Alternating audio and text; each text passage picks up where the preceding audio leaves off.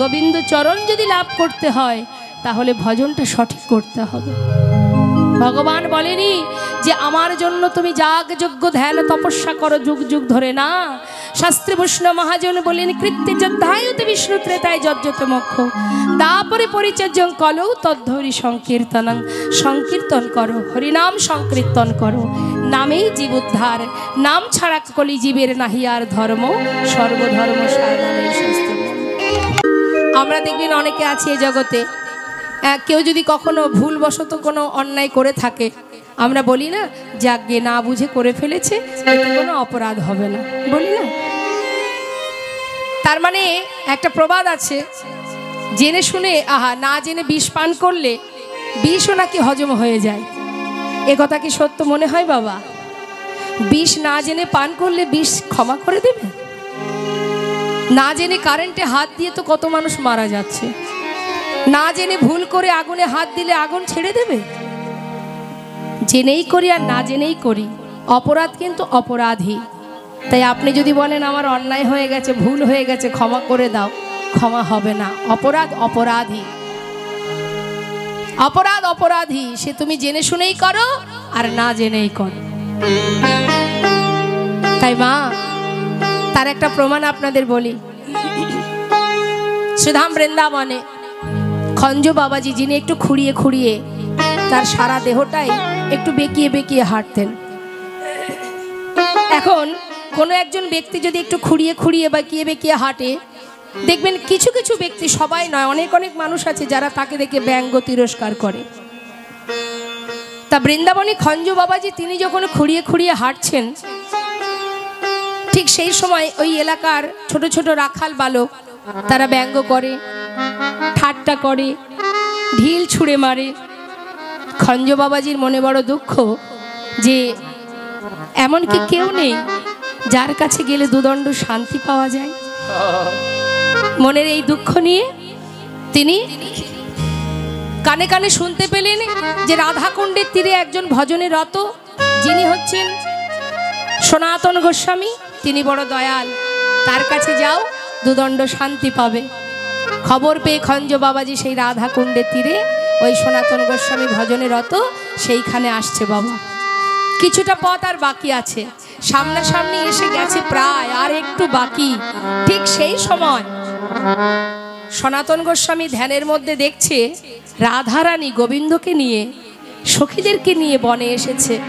বনের ভিতরে ঘুরতে ঘুরতে গাছের ডালে একটা সুন্দর ফুল দেখে প্রাণনাথকে বলছে, বধূ কত সুন্দর ফুল ফুটেছে, ফুলটা আমাকে পেড়ে দেবে? গোবিন্দ বলছে, অত উপরের ডালে ফুলটা আছে, কি করে পারবো? তাহলে এক কাজ করি রাই, তোমাকে আমি একটু উঁচু করে ধরি, তুমি ফুলটা পেড়ে নিয়ে এসো। ভালো কথা। যেই না গোবিন্দ রাধারানীকে উঁচু করেছে আর রাধারানী গাছের ডালটা এক হাত দিয়ে ধরেছে, আর ধরা মাত্রই গোবিন্দ নিচে থেকে ছেড়ে দিয়েছে। আর যেই ছেড়ে দিয়েছে, রাধারানী ডালটা ধরে চিৎকার করছে, বধূ আমি তো পড়ে যাব, বধূ আমাকে ধরো, আমি পড়ে যাব। সখীরা তাই দেখে মনের আনন্দে হাতে তালি দিচ্ছে, গোবিন্দ হাতে তালি দিচ্ছে। আর খঞ্জ বাবাজি সনাতন গোস্বামীর থেকে কিছুটা সামনে, ঠিক সনাতন গোস্বামী ধ্যানের মধ্যে ওই লীলা দর্শন করে তিনিও ধ্যানের মধ্যে দিয়ে হাতে তালি দিচ্ছে। যেই না হাতে তালি দিয়েছে, খঞ্জ বাবাজি সেটা দেখে ভাবছে, তাহলে আমাকে দেখে হাতে তালি দিল। অজান্তে অপরাধ মা। বাবাজির অন্তরে যখনই দুঃখ হলো, সনাতন গোস্বামী তারপর থেকে আর লীলা দেখতে পাচ্ছে না। এবার আপনারাই বলুন, তিনি তো আর জেনে শুনে হাতে তালি দেননি, তিনি তো লীলা দর্শন করে হাতে তালি দিচ্ছে, কিন্তু সেটাও অপরাধ হয়ে গেল, আর লীলা দেখতে পাচ্ছে না। কি হলো? তিনি ধ্যান ভেঙে আর 5 গোস্বামীকে ডেকে তাদের কাছ থেকে বিধান চাইলেন। বলেন, ঘরের মধ্যে মুনি ঋষি সাধু গুরু বৈষ্ণবকে ডেকে নিমন্ত্রণ করে তাদেরকে সেবা দাও, তবেই তোমার এই অপরাধ খণ্ডন হবে। হয়তো অজান্তে কোনো অপরাধ হয়েছে, কিন্তু সেটা তো আর সনাতন গোস্বামী জানেন না। এবার তার কুটিরে এক একজন করে মণিকে নিমন্ত্রণ করে, সাধুকে নিমন্ত্রণ করে প্রতিদিন সেবা দিতে শুরু করলেন। সেবা দিতে দিতে যেদিন খঞ্জ বাবাজিকে সেবা দেবেন বলে বাবাজিকে দর্শন করে প্রণাম জানিয়ে নিমন্ত্রণ করতে যাবে, বাবাজি হঠাৎ সনাতন গোস্বামীকে দর্শন করে ক্রোধান্বিত হয়ে রেগে উঠে বলে উঠলেন, দূর হয়ে যাও, বড় আশা করে গিয়েছিলাম একটু শান্তি পাওয়ার আশায়, আমাকে দেখে তুমি হাতে তালি দিয়েছিলে, তুমিও আমায় ব্যঙ্গ করেছো, এসেছো আমার কাছে। তখন সনাতন গোস্বামী বুঝলেন যে এই সাধুর কাছেই আমি অপরাধ করেছি।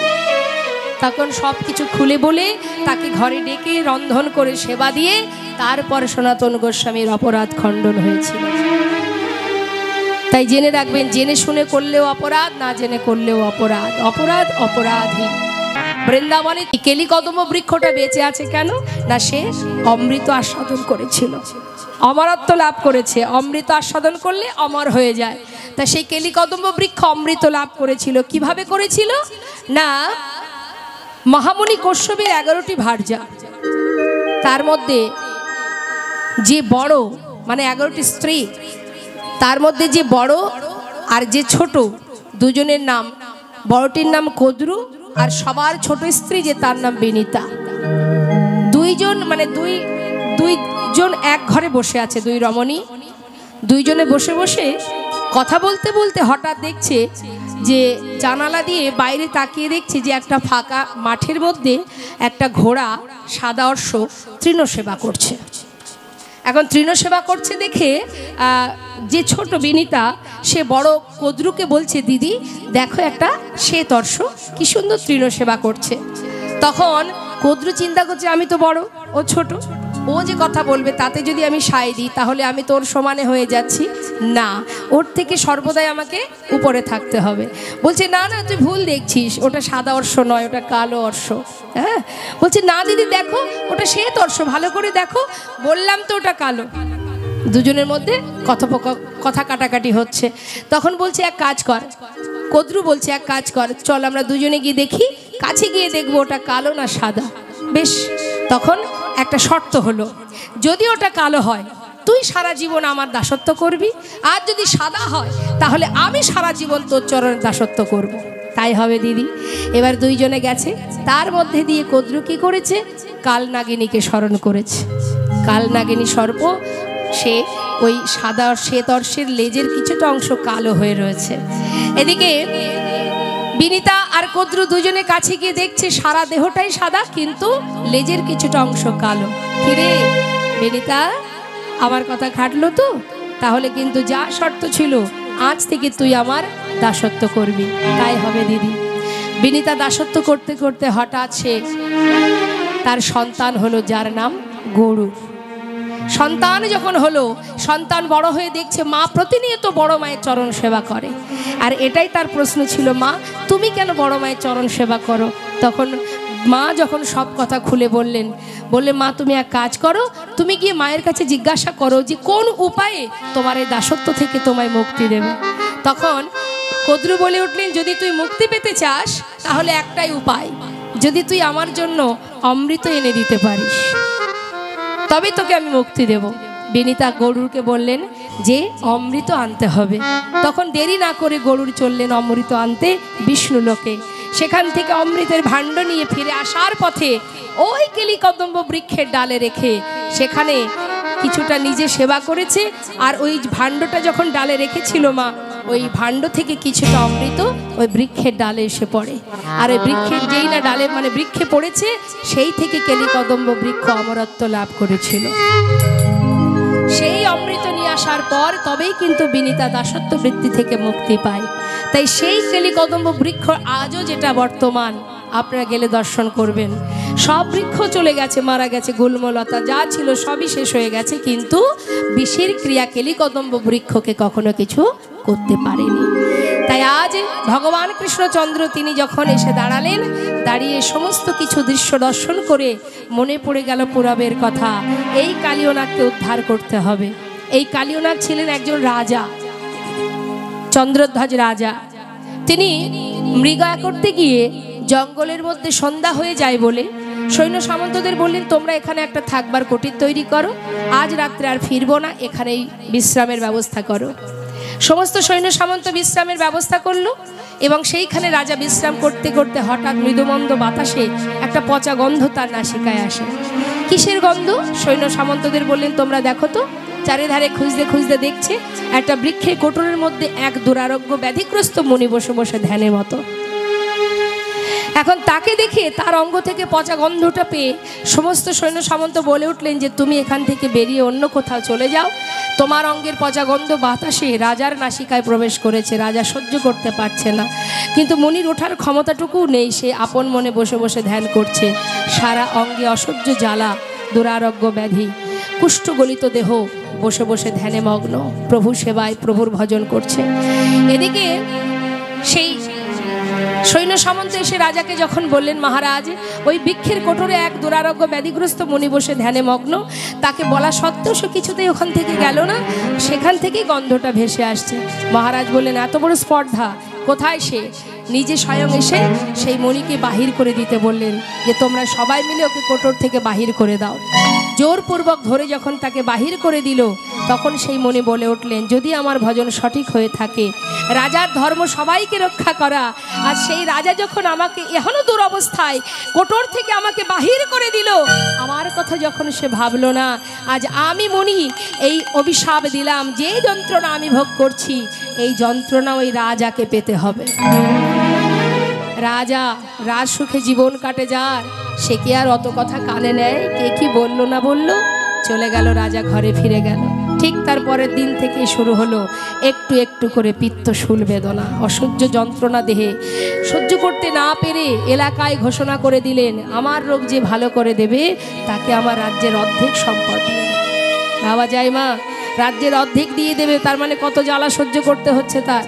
এবার কত বৈদ্য এলো, কত কবিরাজ এলো, রোগ কিছুতেই সারানো যায় না। দেবর্ষী নারদ বৈষ্ণব রূপ ধারণ করে এসে বললেন মহারাজ আপনার রোগ ভালো হওয়ার উপযুক্ত উপায় আছে। কি উপায়? বললেন মহারাজ মান সরোবরে দুটি হংস বিরাজ করে, একজনের নাম মরাল আর একজনের নাম মরালিনী। দুটো হংস কেটে যদি রন্ধন করে খেতে পারেন আপনার রোগ ভালো হয়ে যাবে। সঙ্গে সঙ্গে সৈন্য সামন্তদের পাঠিয়ে দিলেন যাও তোমরা গিয়ে হংস দুটি ধরে নিয়ে এসো। সরোবরে গিয়ে হংস ধরতে গেল, হংস দুটি বলে উঠলেন তবে তোরা আমাদের ধরতে এসেছিস অবশ্যই ধরা দেব, রাজার আদেশ পালন করতে এসেছিস ধরা ঠিকই দেব, কিন্তু মৃত্যুর আগে আমাদেরও একটি বাসনা, যে রাজার উপকারের জন্য আমাদের প্রাণ হত্যা হবে সেই মহারাজকে একবার আমরা দেখতে চাই। নিশ্চয়ই সেই ইচ্ছা পূরণের জন্য হংস দুটি ধরে এনে যখন রাজার কাছে গেল, রাজাকে দর্শন করে বলে উঠলেন মহারাজ দুটো প্রাণ হত্যা করে নিজের রোগ ভালো করা এটাই তো রাজার ধর্ম নয়, কিন্তু আমরা যদি বিকল্প কোনো রাস্তা মানে কোনো উপায় যদি আমরা বলি তবে কি আমাদের উদ্ধার করে দেবেন? নিশ্চয়ই। কি উপায় বলো মহারাজ? একবারও ভেবে দেখুন তো মহারাজ কখনো কোনো দিন কারোর চরণে কোনো অপরাধ করেছেন কিনা? যদি মনে হয় আপনার যে আপনি কোনো না কোনো দিন কারোর চরণে আপনি অপরাধ করেছেন, সেই ব্যক্তির চরণ ধৌত জল পান করলেই আপনার রোগ ভালো হয়ে যাবে। তাই মা দেখবেন আমাদের জীবনে যদি আমরা কখনো কারোর কাছে কোনো ভুল আপনি করে থাকেন, কিছু না তার জন্য আপনাকে কষ্ট পেতে হবে না, দুঃখ পেতে হবে না, একবার তার কাছে গিয়ে তার চরণে প্রণাম করা, তার চরণধুলি মাথায় নিলেই আপনার ক্ষমা হয়ে যাবে, সমস্ত অপরাধ দূর হয়ে যাবে। যার কাছেই আপনি অপরাধ করবেন তার কাছেই আপনার মুক্তির পথ।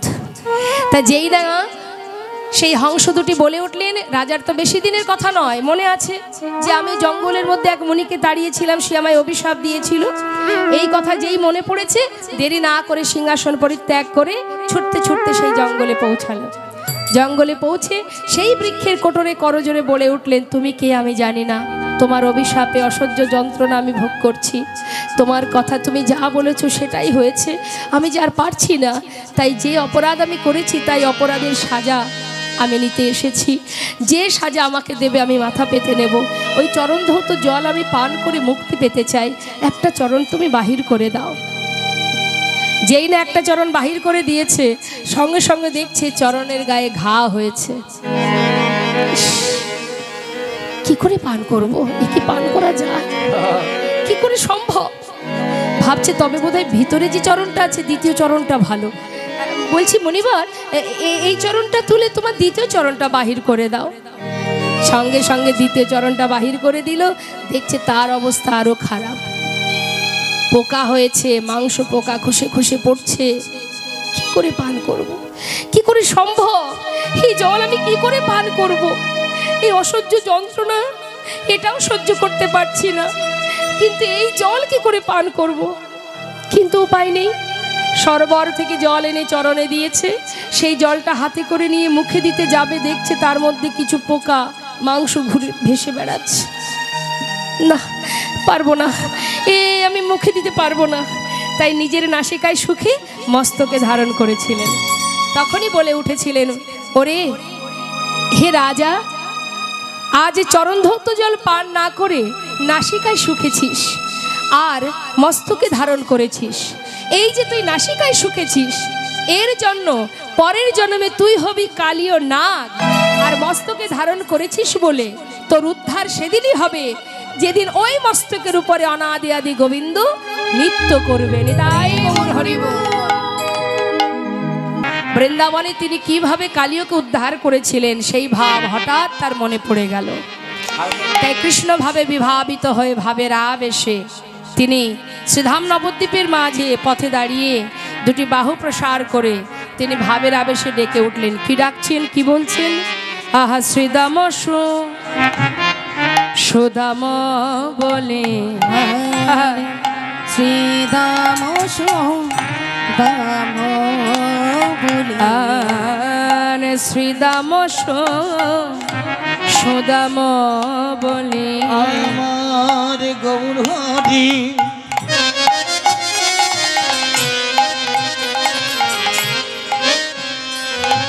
ওই না শ্রীদাম সুদাম বলি ডাকে আমার প্রাণ দেখি আজ কোন ভাবে বিভোর হয় না।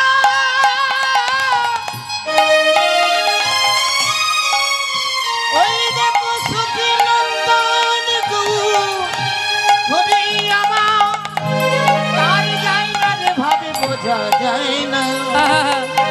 আমার আমার আমার প্রাণ গৌর হরি শ্রীদাম সুদাম বলে প্রভু ডাকিতে লাগিল রে।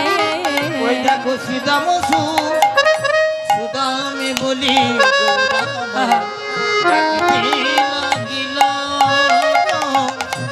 নবদ্বীপের মাঝে শ্রীদাম সুদাম আছে কি? মায়েরা বলুন, নবদ্বীপের শ্রীদাম সুদাম আছে? তারা তো বৃন্দাবনে কৃষ্ণের শাখা, কিন্তু আজ আমার গৌর হরি কৃষ্ণ ভাবে বিভোর হয়ে শ্রীদাম সুদাম বলে ডাকছেন। তো প্রভু যখন ডাকছেন তার ডাক তো আর ব্যর্থ হতে পারে না, কেউ না কেউ তো তার পাশে এসেছে। তবে কারা এসেছে? ওগো হেন কালে ভক্তগণ তথায় আসিল রে। হেন কালে ভক্তগণ তথায় আসিল এসে দাঁড়ালো দাঁড়ালো দাঁড়ালো দাঁড়ালো এসে দাঁড়ালো দাঁড়ালো আজ গৌর হরি ঘিরে ঘিরে দাঁড়ালো দাঁড়ালো হরির ঘিরে ঘিরে দাঁড়ালো দাঁড়ালো আজ মুখে হরি হরি বলে দাঁড়ালো দাঁড়ালো হরি হরি বলে দাঁড়ালো দাঁড়ালো ওগো হেন কালে ভক্ত ভক্তগণ আজি তথায় আসিল গো আজি তথায় আসিল। গৌর সুন্দর ভক্তগণকে দেখা মাত্রই বলে উঠলেন, ভক্ত চলো যাই একবার সুরধ্বনিকে দর্শন করে আসি। ভাগ্যবতী সুরধ্বনি গঙ্গাকে দর্শন করে তিনি ভাবের আবেশে বলে উঠলেন, এটা হলো যমুনা। হরিবল হরিবল। ভক্তরা মুখের দিকে তাকিয়ে ভাবছে প্রভুর হলোটা কি? আজ নবদ্বীপের মাঝে দাঁড়িয়ে শ্রীদাম সুদাম বলে ডাকছে, আবার সুরধ্বনি গঙ্গাকে দেখে বলছে যমুনা। মুখের দিকে তাকিয়ে আছে। গৌর হরি বলছে, দেখো দেখো, একবার ভালো করে চেয়ে দেখো, এই হলো সেই যমুনা। এই কথা বলা মাত্রই প্রভু কি করলেন মা? ভক্তগণকে ফেলে রেখে ওই জলে ঝাঁপ দিলেন। হরিবল। মহাজন তার জন্য বলে উঠলেন পদাবলিতে, দেখো দেখো, আহা সুরধ্বনি আহা কালিদাহ ভাবি গড়া সুরধ্বনি রে কহিল রে আজিকালি দহ ভাবে গোদা রে কহিল গণ। দেখো সহচরা ছাড়ি হরি এবার জলে ঝাঁপ দিল রে। সহচর ছাড়ি হরে জলে যাবে দিল গো। বলে দমন করিব দমন করিব আমি দমন করিব দমন করিব না না কাউকে বাকি রাখব না দমন করিব। কাউকে বাকি রাখিব না দমন করিব। বলে আয় কালিয় আয় আয় কালিও আয় ওকে দমন করিব কে দমন করিব। কাউকে বাকি রাখব না দমন করিব। কাউকে বাকি রাখিব না আয় কালিয় আয় কাউকে বাকি রায় রাখিব গৌর হরি বল হরি বল। কাউকে বাকি রাখিব বলে আই কালিয়া কাউকে বাকি রাখিব বলে আই কালিয়া কাউকে বাকি রাখিব বলে আই কালিয়া দমন করিব। হরি বল সহজ